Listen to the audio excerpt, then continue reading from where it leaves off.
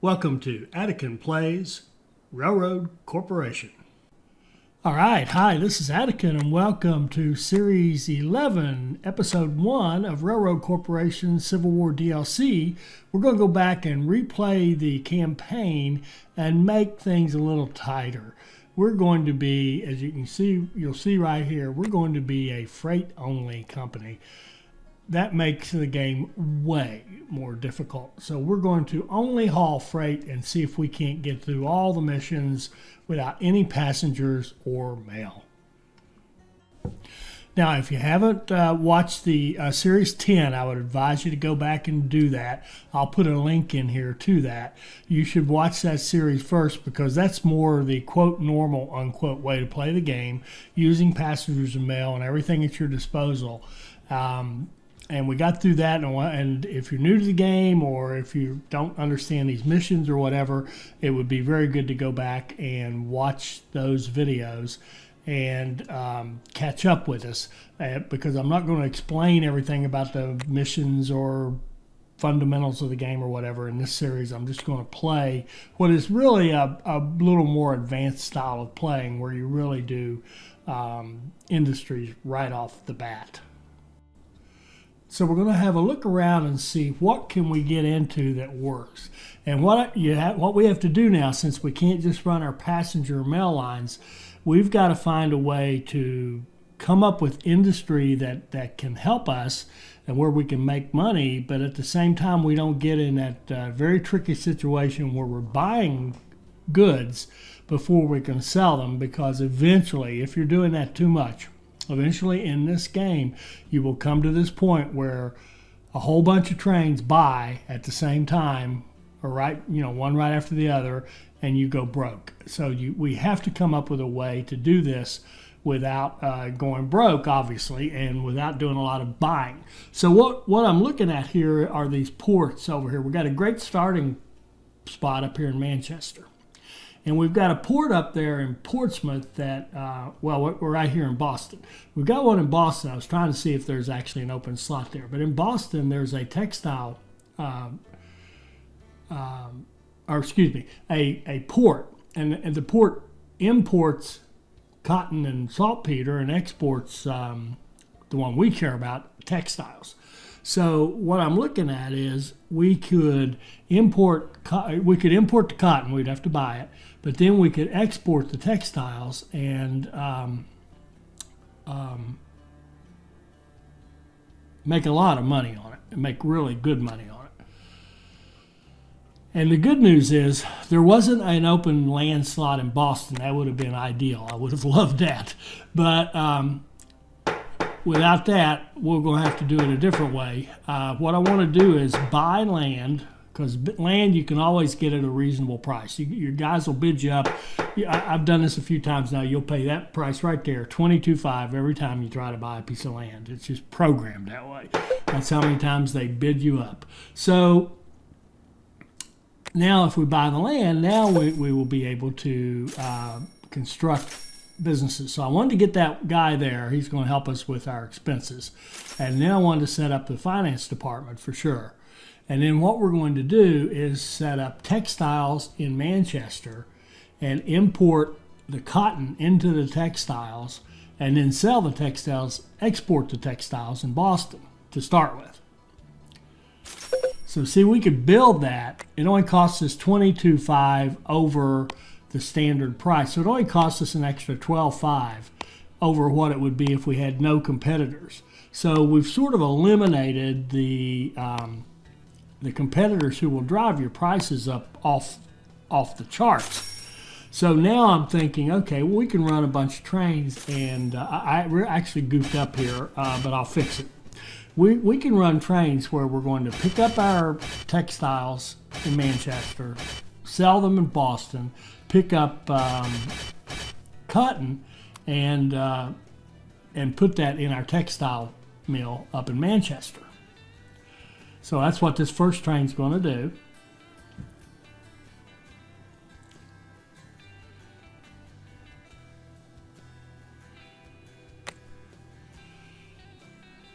So now we've got our finance department. We can open up a bond, biggest one we can, spread the payments as far as possible. And now I think I'm about to goof up. Yeah, I am. Okay, so I'm going to copy that line thinking, in fact, I copy it twice thinking, hey, we can just, why not? You know, it's a port, it can, unlimited demand, but that's not true. There's a timer on the demand and there's a timer on the cotton import. So it's very good demand, but it's not quite perfect. So you can see there, well, no, you can't. I'll get to it in a minute. But I double tracked it thinking I'm going to run 3 trains through there. And I started out placing the directional signals thinking, why don't we use that functionality? And then sure enough, my very first train gets stuck because he was trying to go on the left-hand side. I decided too while I was at it, this is going to be a busy, big station, so I want it to be moving. Speed is kind of everything here, so we want the trains to move in and out of there. But then I look at this,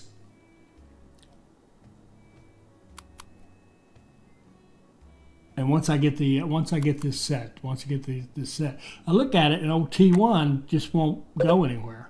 Well, why won't he? He's got a clear track. But the problem is, while it was paused, I had him set to go. He picked the left-hand track, and now I've set the directions against him, so he can't go. Which, by the way, is, I think, a minor programming error. They kind of missed the idea of this guy figuring out what he needs to do. So now I've kind of punched in and realized that I've got a clock on that import of cotton. It's going to be, it's not going to supply it fast enough for me to do exactly what I was thinking, you know, run a whole bunch of trains, just print money. It's not quite a print money situation. And I'm looking at this and saying, okay, he still won't go. He will not go, and then I notice the arrows. He wants to go in that left-hand lane, which I've set to run back toward Manchester. And the easiest way to fix that is to, unfortunately, just change the direction of signals. And what I decided to do is just forget it. I'm not dealing with those problems. We're just going to have two-way track here on both sides.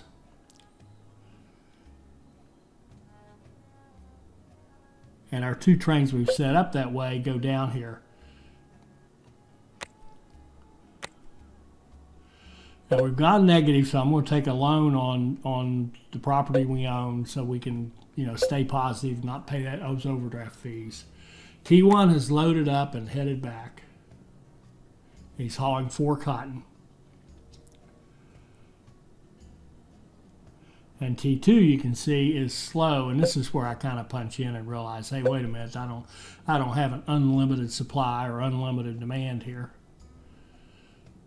So T1's dropping off into our textile factory, and we'll start making textiles. But you can see we're not making any money, we're only spending money right now. So T1 goes back and was able to grab 1 textile. It got done before he was ready to leave. And T2 is still trying to load.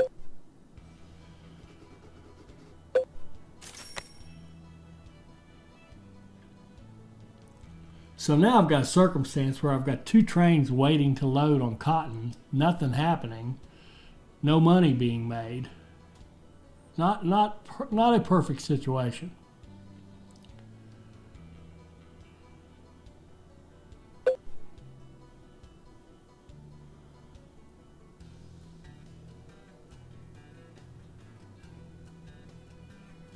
So what I want to do here, I want to increase the flow of cotton. So there's an import of cotton over here.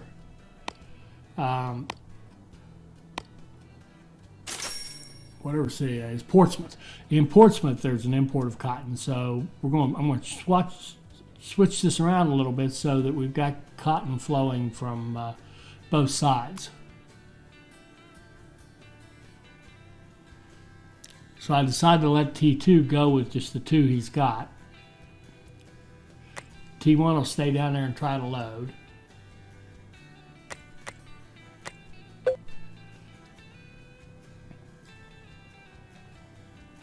And notice we're negative. We're not making it. We're just losing money. We're just spending money right now. That's all we're doing.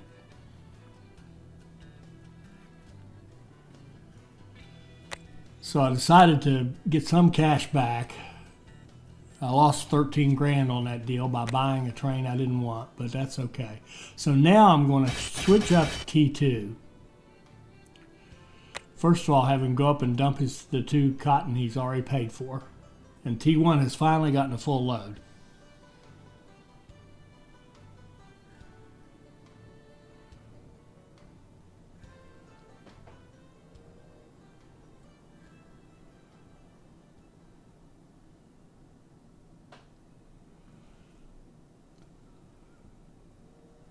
Now T1 should come up, dump, and be able to take a full load of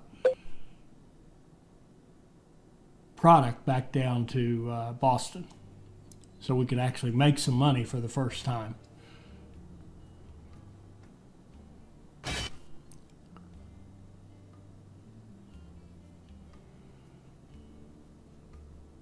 And there I'm just playing around. I'm just trying to decide how many do I want to haul. Is 4 the right number? And I decided to just stay with 4. So you can see we're pretty negative right now. And if we had passengers and mail running, we'd be filthy rich and, you know, going out and expanding and getting more tracks and more passengers and more mail and everything else. So I'm begging for every penny I can get from the bank.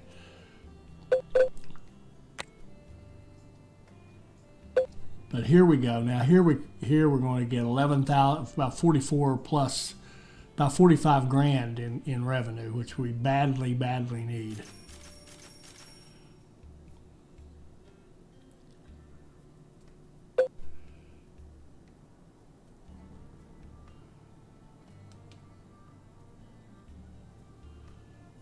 And now we're starting to get it. We've got some textiles made.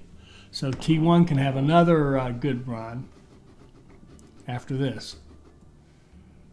And again, we're right back in the negative because we've got all these expenses going on and no real revenue coming in, and we're buying the cotton. And we can't help that. If we're going to use this import cotton, do export textiles approach, we can't help. There's no way to get cotton without buying it at the port. So T1's running off with another good load for us.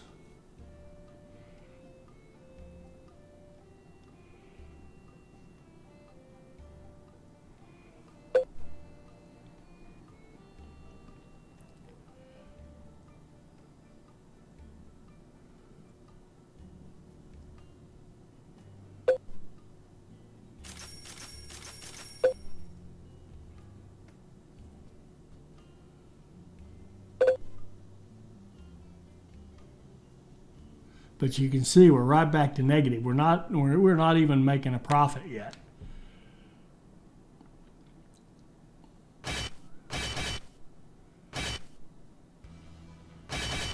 So what I decided to do was have T1 just be cotton. He's going to go grab cotton in Boston and bring it back. He's going to go run over to Portsmouth and grab cotton and run it back.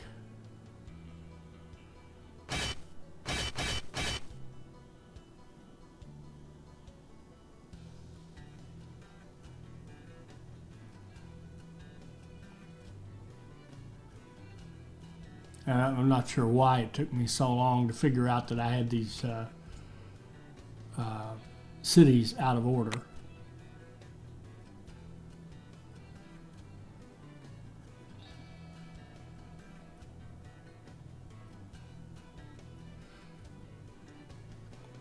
And I kind of did it the hard way, but eventually I got to the right answer. I think, didn't I? Yes, I did. Okay, so now T1 is going to be hauling cotton, but he's going to go to both imports so that we can keep a steady flow.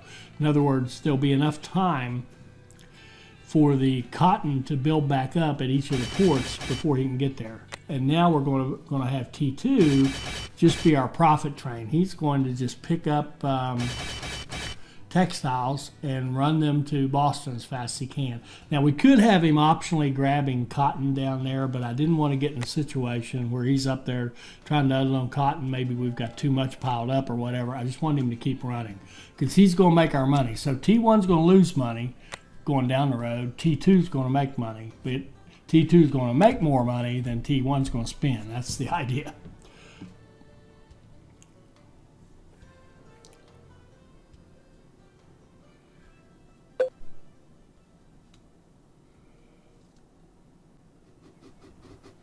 So T2 should be able to run down there and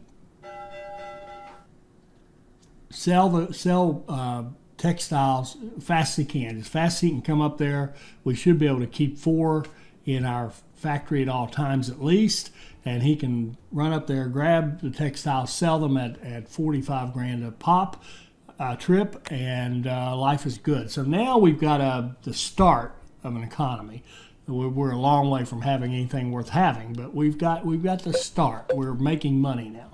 And don't let that green up there on both those trains fool you. The T1 will go in the red because all he's doing is spending money. He's going down and buying cotton at 2 different ports, Boston and Portsmouth, and putting them into the textiles which we own, which means he doesn't get paid for it at all.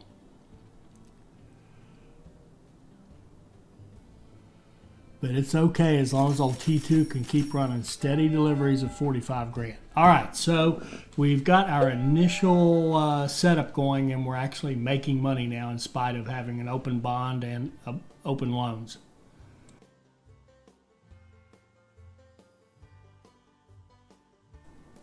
And right here is a good example of why having those bi-directional double tracks might just arguably be better than having run on the right signals, because our empty train T2, which is our money train, was able to pass T1 and go into Manchester first and get him going back out, so he didn't have to drag along behind the full train. He's running empty going back up to Manchester, and that way he was able to just literally pass the other train. So right now I'm leaning toward bi-directional all the time in this game until, there might be a point where you had very rigorous line set where you want to have directional signals, but I'm not feeling the love for it. So now we need to expand. This is not enough. Way not enough. So what we want to do here is get over here and have another customer for our textiles, because we're actually starting to make them faster than T2 can carry them down to Boston. So we might as well sell them over there to Pittsfield. Plus, that's a very strategic place to go anyway down the road. I'm looking way ahead on this. But we definitely want to start selling those textiles over to Pittsfield.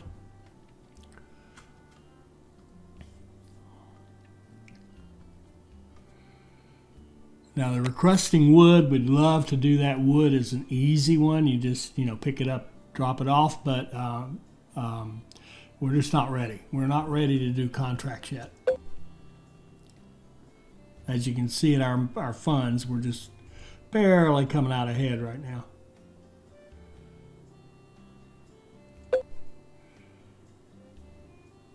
And notice that port is down to 1. So we're doing a good job of getting high prices down here. We're not overfilling the port.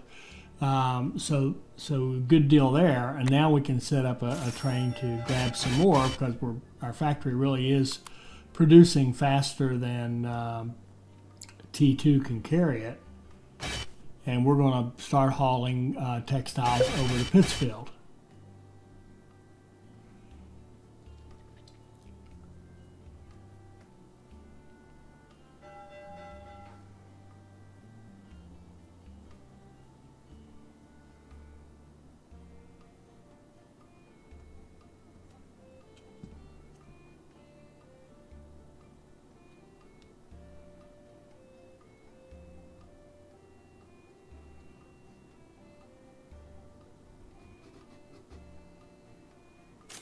Now there was the opposite where T1 was empty, but he was able to go a lot faster by taking that right-hand track driving on the right while T2 was on the left, because T2 at that time was loaded up with textiles. All right, so now we're starting to see a little bit more money come in. This is getting better.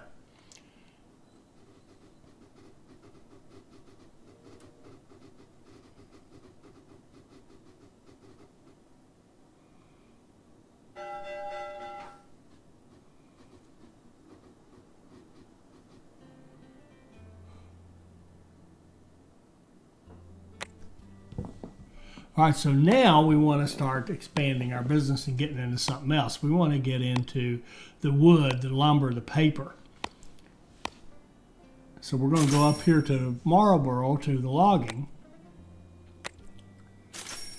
And we're going to put a train up here in Marlboro and do something a little strange. We're going to have the train just, because Marlboro has logging and it needs logs.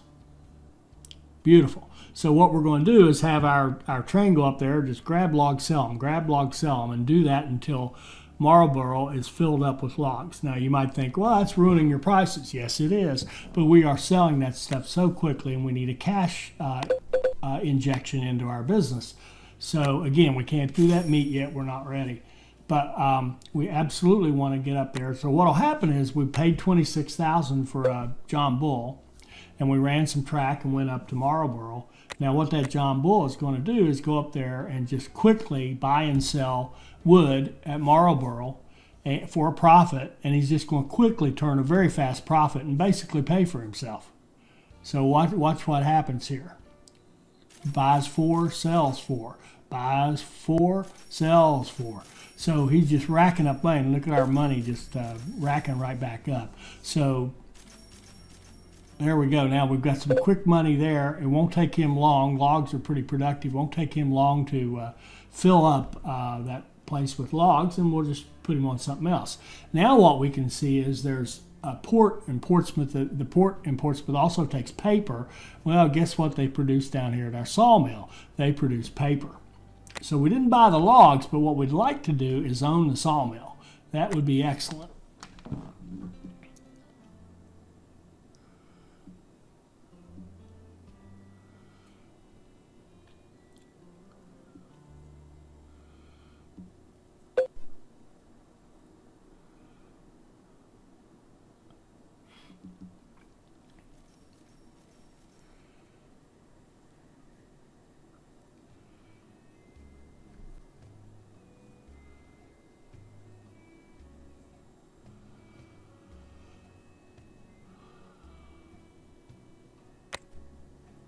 Okay, now we had a bunch of money, suddenly lost some money. I lost track there, shame on me.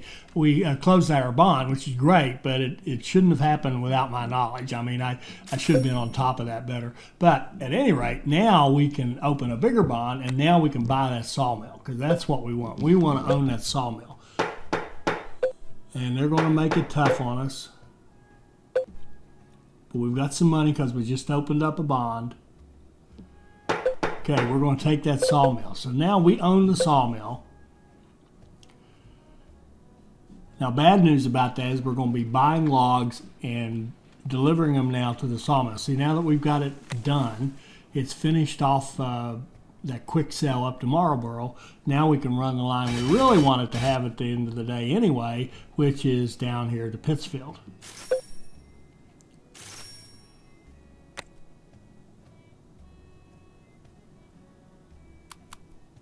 Now we can set its repairs and have it take logs into Pittsfield, and we're going to build a second one. We're going to make sure we get plenty of wood coming into that sawmill.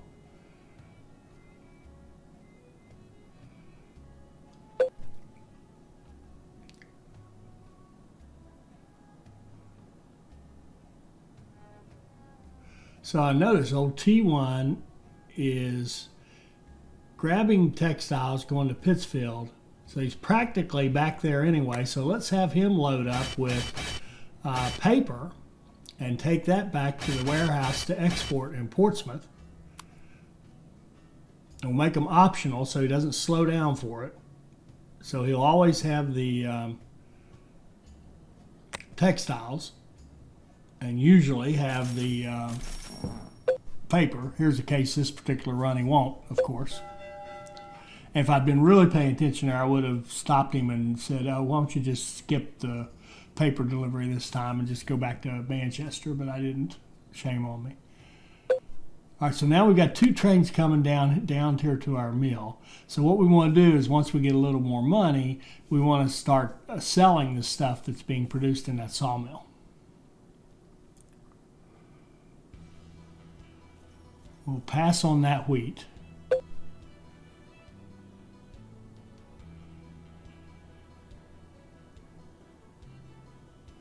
All right, now we've got wood coming into the sawmill. We've got a couple of dollars.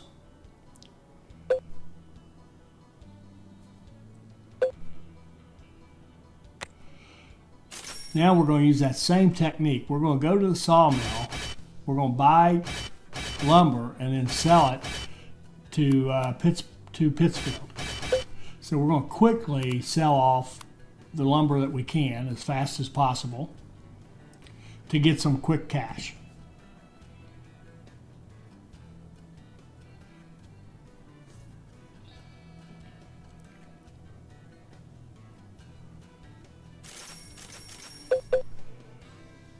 So now remember, that lumber mill is ours, so it costs us nothing to get that lumber, and then we sell it off for $8,000 a pop. So that train is just going to start generating some money for us in a big way. And this station is becoming key to us. So I'm going to make it into a super station and have it with lots of filling stations, repair, and faster repair and faster filling. There's 3 more lumber that we sold. And we still can't. That's to deliver meat. We're not ready to do meat yet. We've got to work our way up to this stuff where we can afford this. So here's a wheat field in Greenville. And that just happens to be, yes, that's the one I want. That's exactly the one I want. Are we going to get lucky? And we do. All right, now we've got the wheat field in Greenville. Now it's attached to our opponent's platform. We don't care right now. So now I'm going to go get as big a loan as I can to cover, because we got a cash flow. We spent so much money on that wheat that it made us cash poor. But we need to keep moving. We need to keep growing, keep expanding. So we're going to hook into our opponent's line, and just while I'm there, I'm going to set it so that you can go in either direction. And what we're trying to do is work our way over here to Greenville, to our new wheat field.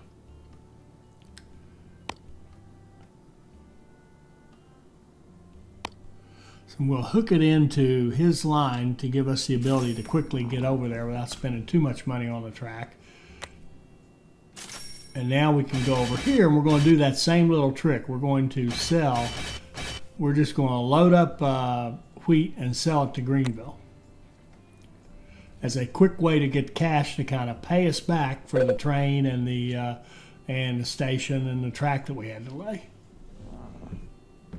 Because selling grain to that city is not the deal. That's not what we're after here.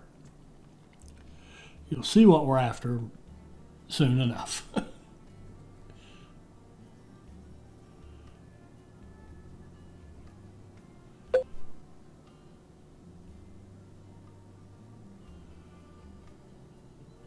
Okay, we're still selling off the lumber in Pittsfield. And you see our money's starting to look a little better now. We're seeing the kind of this increase of flow, if you will.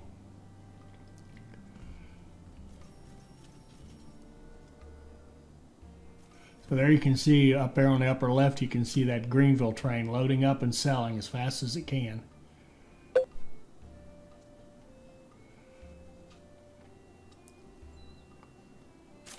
Now I notice the T4 can't keep up with the supply of paper, so we're going to make sure we're getting money out of that. So we're going to run a second train just dedicated to hauling paper off to the port for export. And now we can see T8's done. He has finished his little quickie cell into Greenville.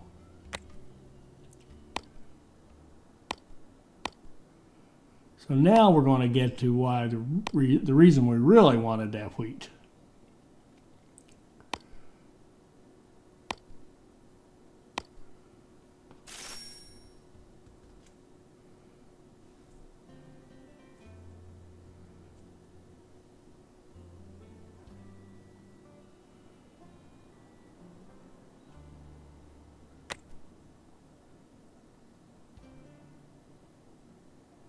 I started to change his line and realized I'm not quite ready. I've got to go over here and buy that beautiful empty slot right there in Pittsfield. It'll cost us $22.5, I predict.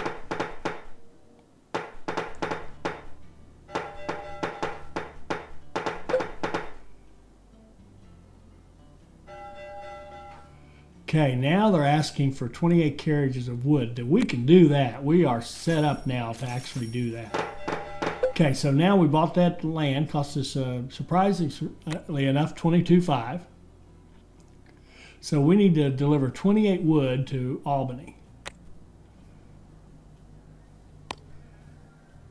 So we'll set up a little connection to our opponent's track to give us an easy route over there.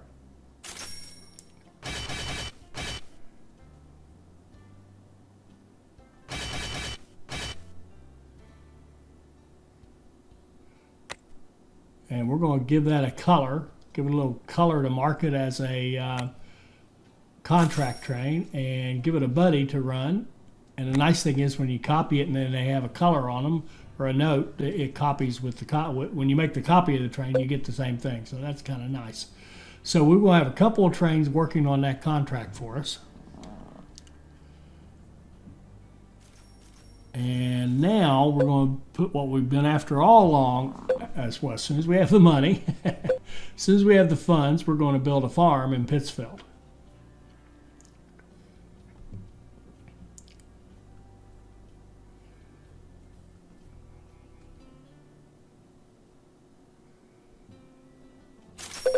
There we go. Now our Greenville train can start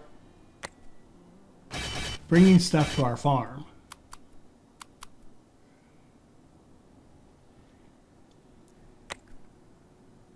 And we'll give it a buddy to make sure we've got plenty of grain coming into that farm.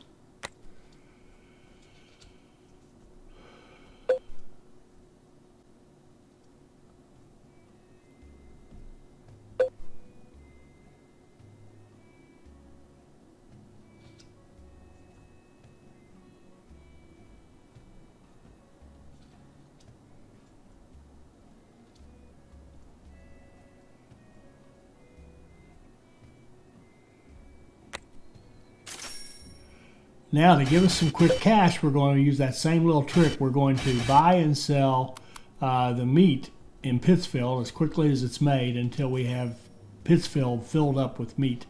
And then we'll decide how we want to go to start selling that meat or using it for contracts.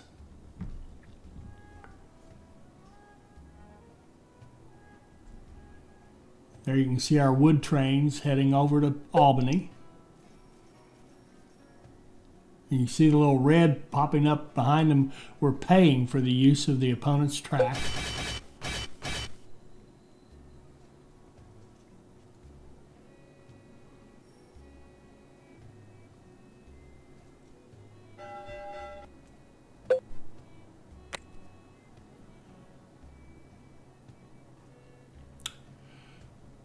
Now our guys are getting ahead of us on the delivery of the gunpowder, but I'm honestly not too concerned. Right there, T8, I goofed up. It already had some load, and it went back, got some more before it went to deliver. So it's limping in there. And I'm not sure I caught it. I should have caught it because it's going to go back. It's still going to have...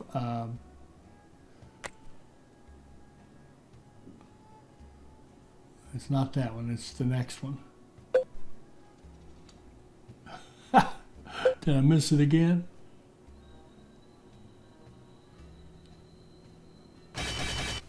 Oh, okay. I had caught it. Forgive me, I missed that. I had set it up to do extra delivery just to make sure it unloaded, and now they're both set to run 4 and pick up 4, unload 4. They're good. So there you can see there we just sold a bunch of meat. That's driving our money up fast. And this whole thing about the pricing and the meat, and this little trick I'm doing to sell this stuff quickly into a town, is it has to do with the time value of money. If you don't understand that concept, I would suggest you go kind of look that up and do a little research, because it really help you understand how to play these games better.